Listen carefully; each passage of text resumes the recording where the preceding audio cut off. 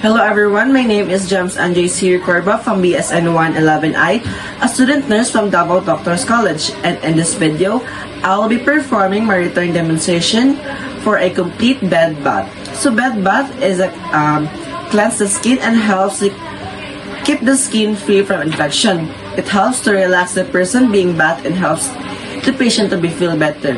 So first thing to do is perform hand hygiene to deter the spread of microorganisms. Ensure the client's privacy. Greet the client politely. Introduce self. Verify client's identity using two identifiers, which is the name and birth date. Ask the patient how to be called during the assessment. Explain the client what are the procedures or what is the assessment all about. And of course, offer a bedpan or urinal and ask the patient to void. But before doing the assessment, make sure that the equipments are all complete. These are basin with warm water, 43 to 46 degrees Celsius, liquid soap or bar soap, clean gloves, linen such as bath towel, bath blanket, wash clothes, and of course, a patient's gown.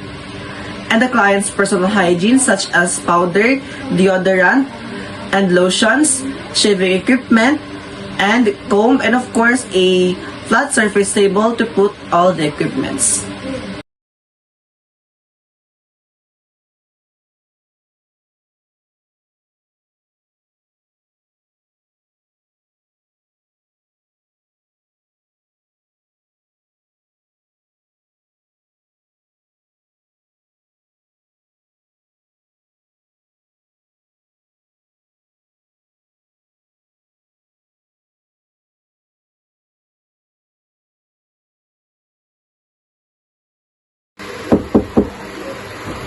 Excuse me, sir, may I come in?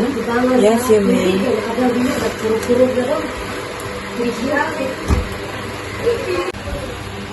It is important to ask patients' concern to provide a privacy. Hello, sir. Good morning. My name is James Anjay, your student nurse for today. And by the way, sir, can you please tell me your basic information, please? Your name, Cyril Babang, your birth date, please.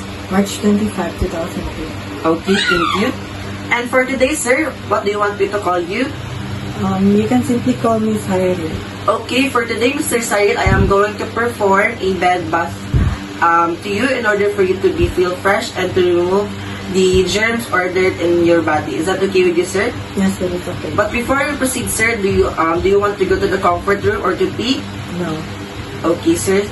As you can see, sir, I have already closed the curtains and the doors for us to privacy and for us to avoid the start. Is that okay with you, sir? Yes. Okay. Shall you proceed now, sir? Okay, thank you. Raise the bed to the convenient working height. Lower the rails of the bed and ask the client to move along a little bit to the other side of the bed. Now, sir, can you please move a little bit? Okay, thank you. The rationale for this is to avoid undo and to promote a proper body mechanics. And then place the bath blanket over the patients and remove the soiled linen and put it into the hamper.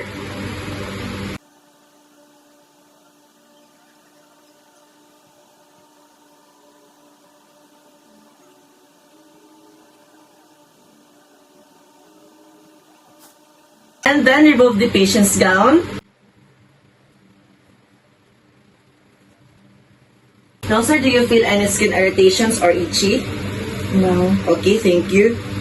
Fill the basin with 2/3 full of water with 43 to 46 degrees Celsius and check the temperature, and also let the patient check the temperature if he or she can tolerate it.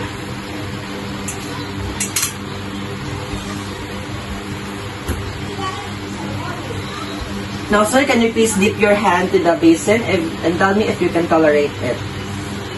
Yes, it's okay. Okay, thank you.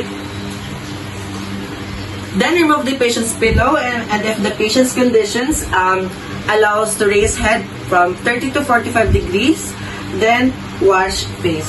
Sir, can you please raise your head? Okay, thank you. And And then place the towel appropriately. The first towel is under the head of the patient. Also, can you please raise your head for me? Okay, thank you.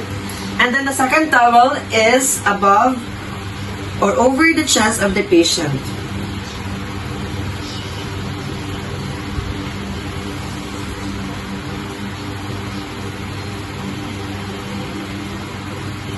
And then wash the client's eye with water only and dry them well. Use another cloth to wash each eye of the patient. Now, sir, as I wash your face, sir, do you want me to use a soap? How about shave, sir? Do you want me to shave your facial hair? No. Okay. But before anything else, before we proceed for washing, let us wear gloves first in order to protect yourselves from the client.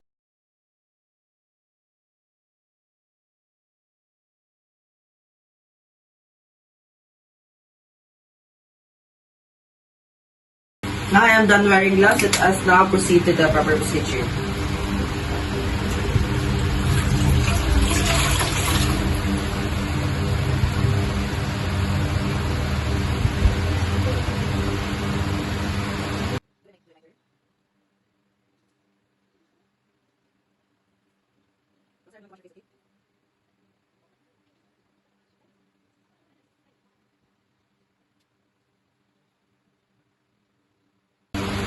Next is the patient eye.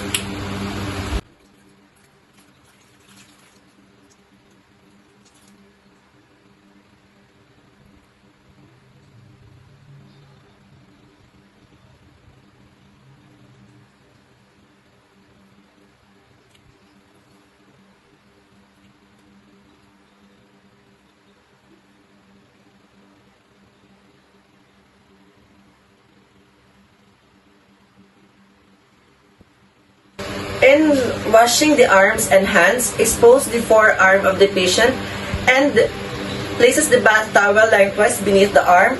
Wet soap and rinse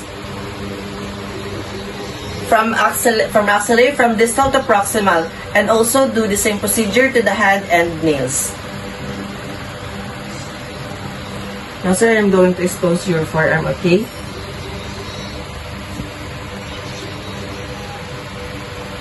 Can you please raise your arm for me? Okay, thank you.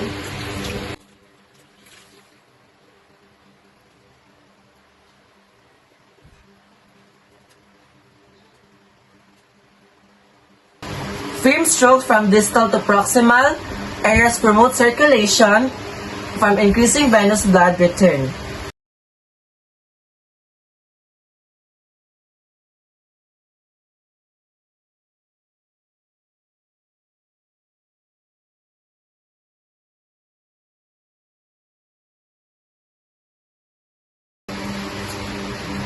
Now I am going to dry.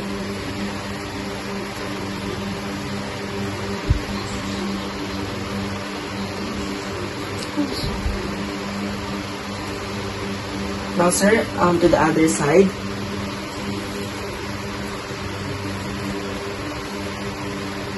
Can you please raise your arm for me, sir? Okay, thank you. Do the same procedure.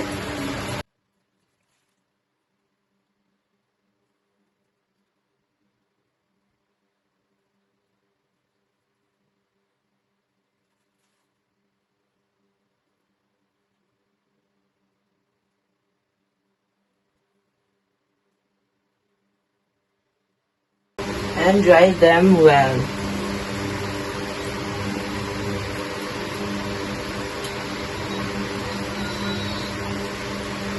Okay, thank you, sir. We are done from your on your hands and arms.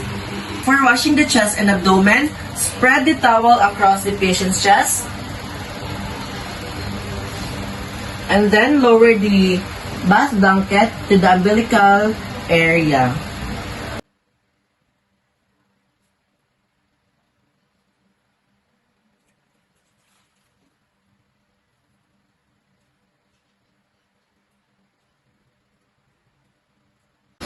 And then lift the bath towel off chest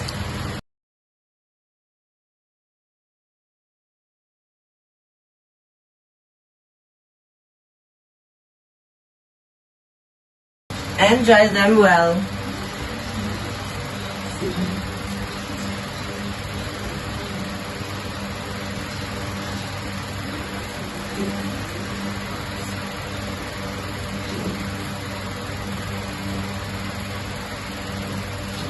Now, sir, we are done washing your abdomen and chest.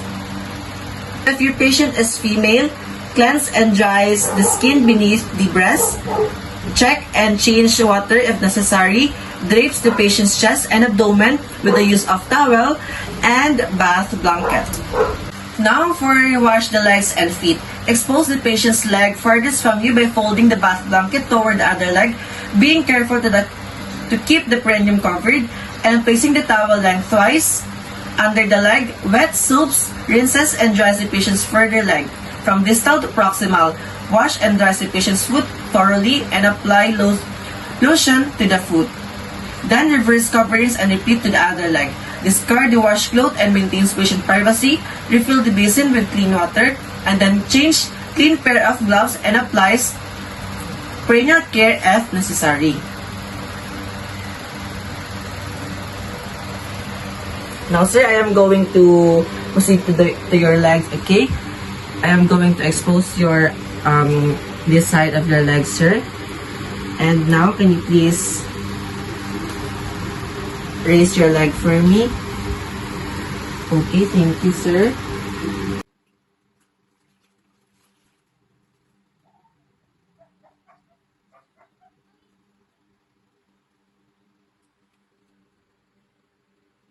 And start from distal to proximal.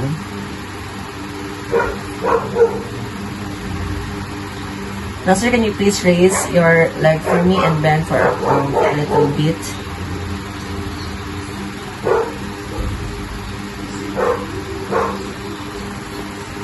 Okay, sir, thank you. And proceed to the foot.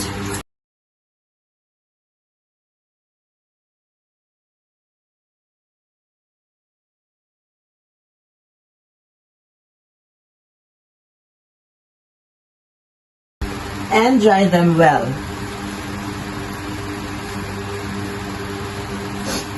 And don't forget to apply a lotion.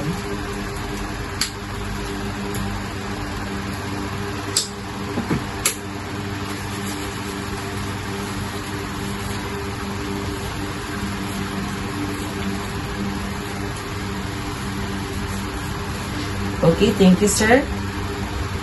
Let us proceed to the other side. I'm going to expose now, sir. Okay. Can you please raise your leg for me, sir? And do the same procedure.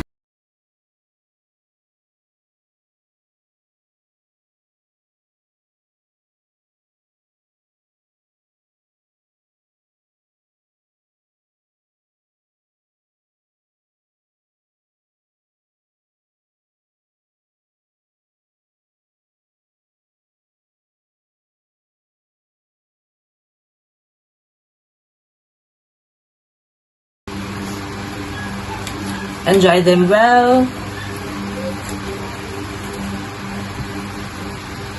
And of course, don't forget to put a lotion.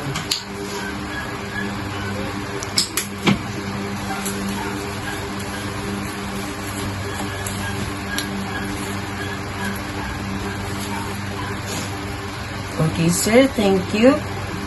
We are done. Can you please raise for a while, sir?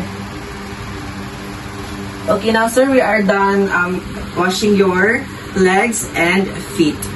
So for the last part, which is wash the back of the patient, assist the client to the prone side or laying position facing away from you.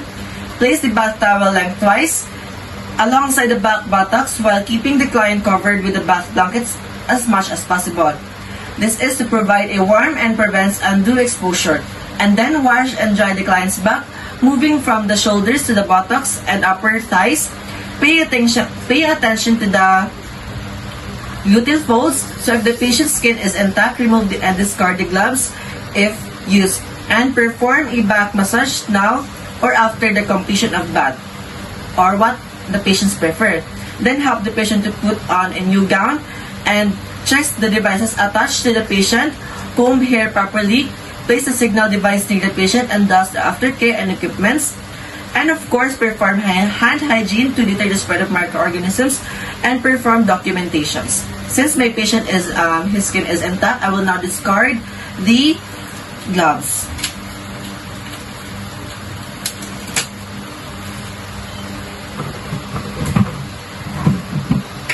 Now, sir, can you please move side? And I will put a towel. I will expose your back, okay, sir? And start washing.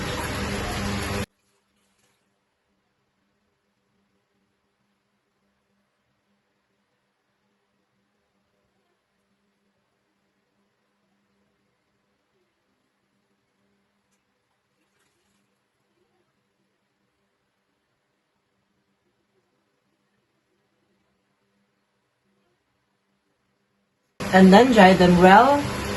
Now, sir, do you want me to massage you? No. Okay, thank you. Now, sir, you can back to the normal position.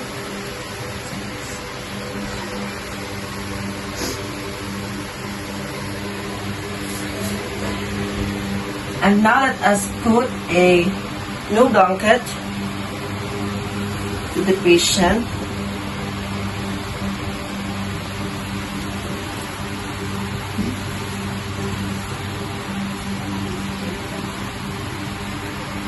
And remove the soiled linen.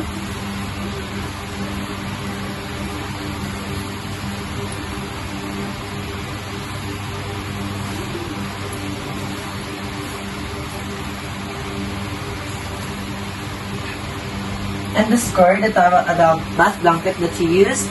And of course, put a new patient's gown. Now, sir, can you please wear this blue gown?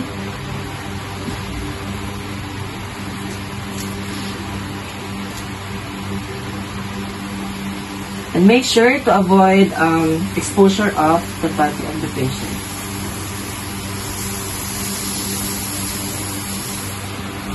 And then, do a comb with the patient.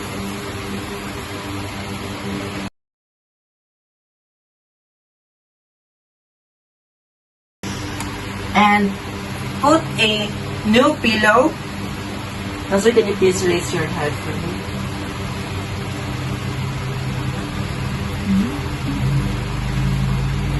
Now, sir, we are done to complete bed bathing. Do you feel comfortable now? Yes. Okay, thank you, sir.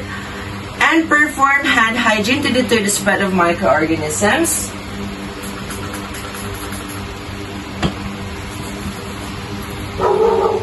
And perform documentation.